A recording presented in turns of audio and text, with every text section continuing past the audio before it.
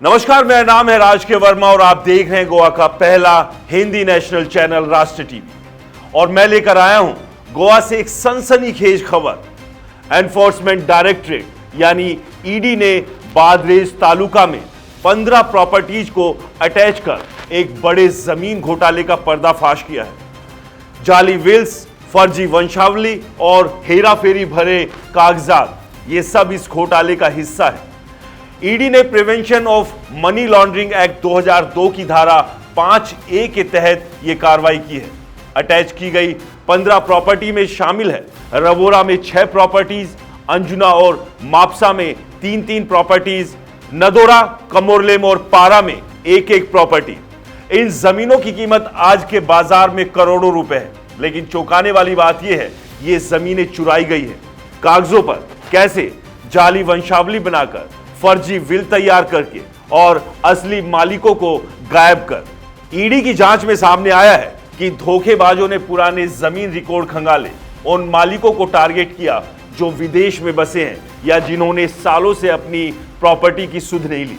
फिर नोटरी, वकीलों और लोकल फिक्सर्स की मदद से जाली डॉक्यूमेंट्स तैयार किए गए।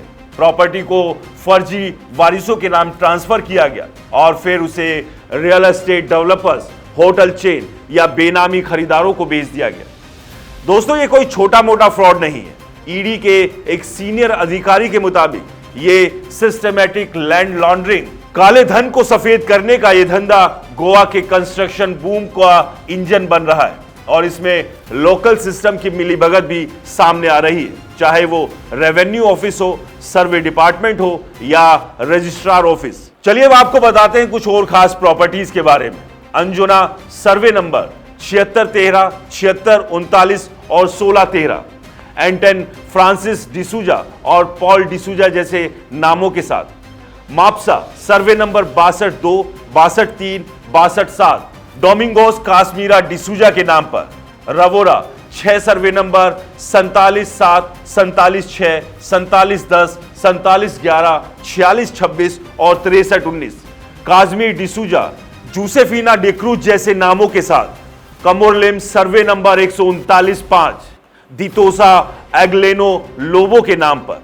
पारा सर्वे नंबर 210-10, वॉल्टर डिकोस्टा और बेला सोजा जैसे नामों के साथ। इनमें से कई नाम या तो मरे हुए लोगों के हैं या दशकों से लापता लोगों के।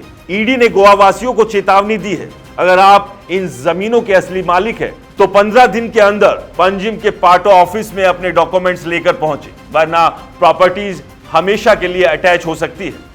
दोस्तों, सवाल यह है, क्या गोवा की जमीन अब सुरक्षित है? जब तक आप अपनी विरासत की रक्षा नहीं करेंगे, ये धोखेबाज आपकी जमीन छीनते रहेंगे। गोवा की यह खबर सिर्फ जमीन की चोरी की कहानी नहीं, बल्कि यह एक सिस्टम की नाकामी की कहानी है। अगर आपके पास इस मामले से जुड़ी कोई जानकारी है तो तुरंत ईडी से संपर्क करें। और अगर आपको ये खबर पसंद आई तो इसे लाइक करें, शेयर करें और राष्ट्र टीवी को सब्सक्राइब करना ना भूलें। नमस्कार।